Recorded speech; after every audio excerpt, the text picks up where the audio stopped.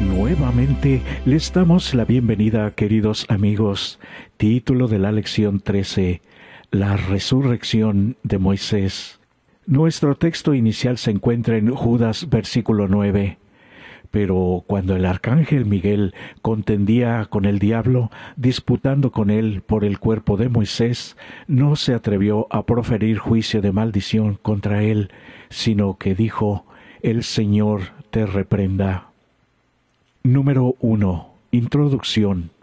Aunque Deuteronomio trata sobre Dios y su gran amor por el pueblo de Israel, Dios utilizó a Moisés como protagonista humano con su especial fe y entrega a Dios para revelar ese amor a su pueblo elegido. Hoy, al finalizar nuestro estudio de Deuteronomio, llegamos también al final de la vida de Moisés en esta tierra. Y como lo expresó Elena de White, Moisés sabía que debía morir solo. La escena que le esperaba tenía un carácter misterioso y pavoroso que le oprimía el corazón. La prueba más severa consistió en separarse del pueblo con el cual había identificado todo su interés durante tanto tiempo. Pero había aprendido a confiar totalmente en Dios y con fe incondicional se encomendó a sí mismo y a su pueblo al grande amor de Dios y su eterna misericordia divina. Finalmente, su vida y ministerio revelaron mucho sobre el carácter de Dios, así como también su muerte y su resurrección. Número 2. El pecado de Moisés. Primera parte. Vez tras vez, vagando por el desierto y en medio de la apostasía y todas sus peregrinaciones, Dios proveyó siempre milagrosamente para los hijos de Israel, aunque no lo merecían. En la actualidad, también para nosotros Dios provee, aunque no lo merezcamos. Esto es precisamente su gracia, sin la cual pereceríamos rápidamente como los israelitas en nuestro desierto caluroso y desolado de esta vida. Donde quiera les hacía falta agua, en su peregrinaje fluía en las hendiduras de las rocas y corría al lado de su campamento. En Números capítulo 20, cuando están en los límites de la tierra prometida, de repente les falta agua y comienzan a conspirar contra Moisés y a Aarón. El Señor no podía proveerles agua ahora como lo había hecho tantas veces antes. Sí podía hacerlo, pero Moisés, enojado, se dejó llevar por tanta incredulidad e ingratitud del populacho, y golpeó la roca 2 veces y gritó: «Oíd ahora, rebeldes, ¿os hemos de hacer salir agua de esta peña?» El problema aquí fue que dijo: «¿Acaso tenemos que sacarles agua de esta roca?», como si él o cualquier ser humano pudiera sacar agua de una roca. En la ira de ese momento se olvidó de que sólo el poder de Dios podía hacer ese milagro y no ellos. Vaya que sí, Moisés ya lo sabía. Muchas veces hacemos cosas en un ataque de ira y hasta creemos que la ira es justificada. Debemos aprender a detenernos, orar y buscar el poder de Dios para decir y hacer lo correcto antes que tener que arrepentirnos, a veces muy tarde. Como Pablo, nunca perdamos de vista que Dios está al control en nuestra vida. Y todos bebieron la misma bebida espiritual, porque bebían de la roca espiritual que los seguía, y la roca era Cristo. Primera de Corintios 10:4. Número 3. El pecado de Moisés. Segunda parte. Continuando en el capítulo 20 de Números y ahora también en Deuteronomio capítulo 31 y 34, Dios le dijo a Moisés que no entraría a Canaán. El pecado de Moisés era algo más que solo su intento de ocupar el lugar de Dios, que ya era malo de por sí. También mostró falta de fe después de todas las experiencias que había tenido con Dios. Sin embargo, el texto dice: Moisés no creyó en mí. mostrando falta de fe en lo que el Señor había dicho, y como resultado fue incapaz de santificarme ante los hijos de Israel. Si hubiese mantenido la calma y actuado con fe y confianza en Dios en medio de la apostasía, habría glorificado al Señor ante el pueblo y nuevamente habría sido un ejemplo para ellos de verdadera fe y obediencia. Porque Moisés desobedeció lo que el Señor le dijo. En lugar de hablarle a la roca, la golpeó, y no una, sino 2 veces. Más milagroso hubiese sido si sólo él le hubiera hablado. Pareciera que el juicio de Dios sobre Moisés fue excesivo, después de todo lo que Moisés hizo, pero no entraría a la tierra prometida. Un acto de impaciencia y de incredulidad sirviendo a Dios puede arruinarnos. Número 4. La muerte de Moisés. En Deuteronomio capítulo 34, Dios le dice algo muy interesante a su siervo Moisés. Esta es la tierra que juré a Abraham, a Isaac y a Jacob. A tu descendencia la daré. Esta promesa antes la había dicho ya a los patriarcas y sus hijos. El Señor además agregó, te la he hecho ver con tus ojos, mas no pasarás allá. Moisés finalmente se quedó fuera del cumplimiento de la promesa hecha a Abraham muchos siglos antes. En completa soledad, Moisés repasó las vicisitudes y las penurias para echar su suerte con el pueblo escogido de Dios. Mientras Moisés examinaba el resultado de sus labores, casi le pareció haber vivido en vano su vida de pruebas y sacrificios. Allí, de pie, donde estaba, vio toda la tierra prometida.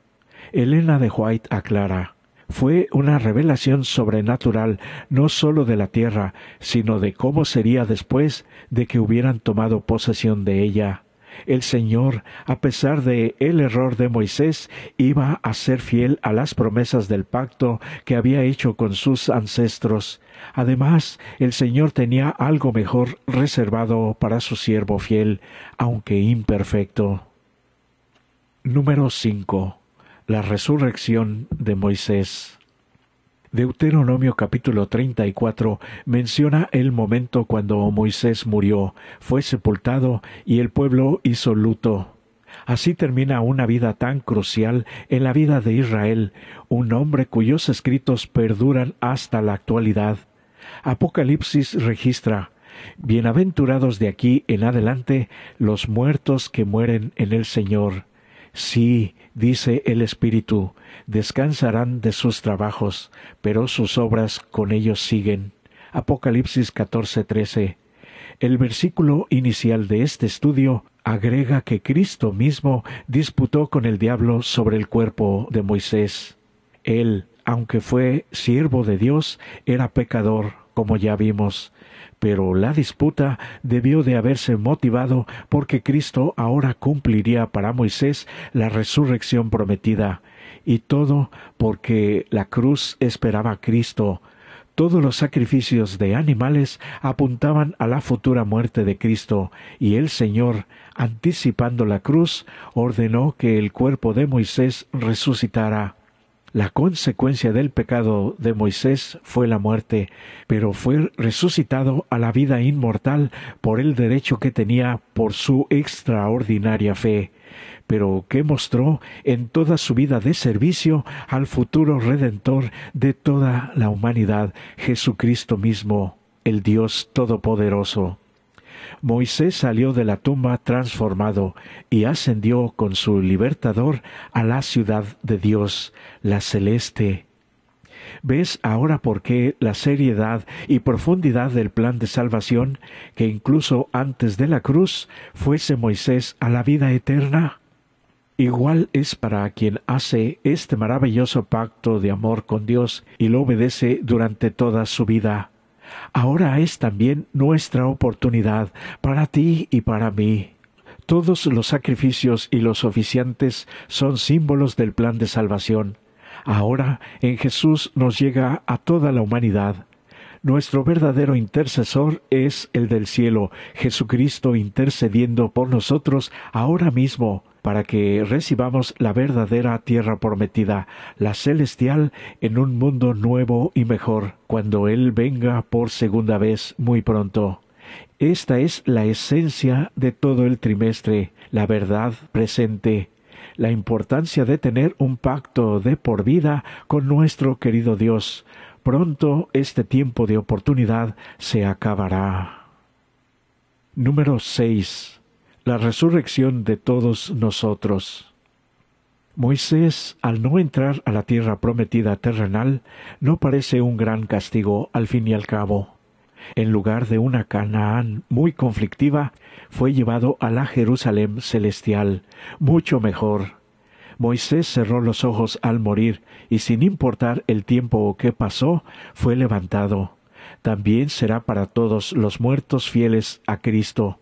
A lo largo de la historia, al despertar, veremos la segunda venida de Jesús, o, para los infieles, la perdición. La resurrección de Cristo es la garantía de la nuestra. Como consecuencia de lo que Cristo haría en el Calvario, Moisés resucitó, y por causa de lo que Cristo hizo, nosotros también resucitaremos. En Moisés vemos el ejemplo de salvación por fe y fidelidad a Dios durante toda nuestra vida.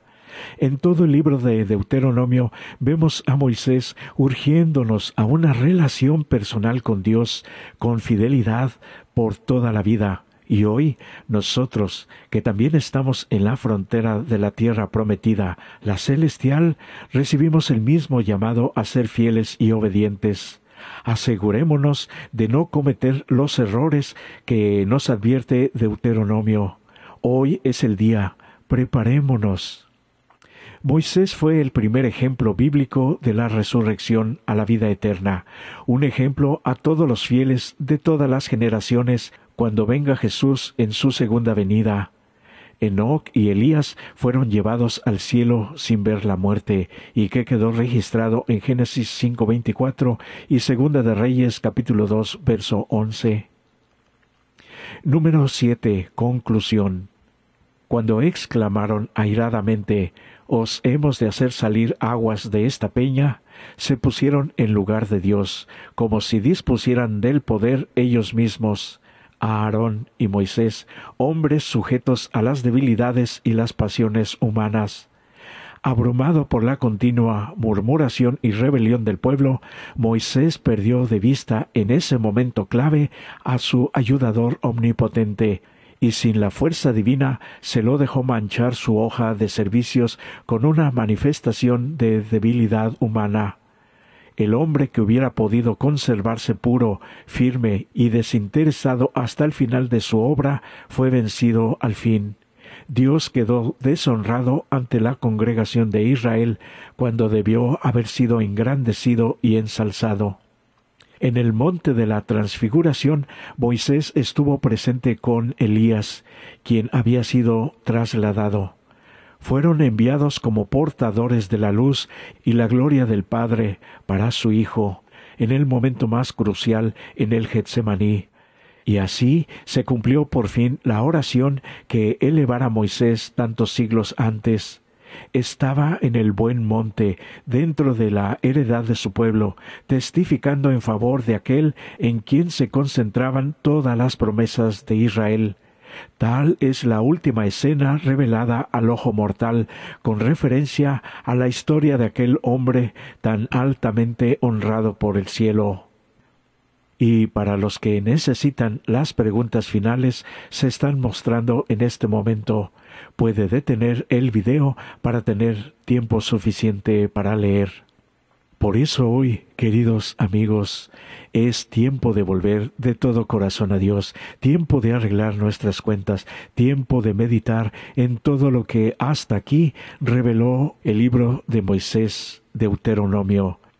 Que la lectura y el estudio puedan ayudarnos a renovar nuestra vida totalmente con Dios. Este es para ti mi mejor deseo. Gracias por habernos acompañado durante todo este trimestre. Que Dios nos bendiga.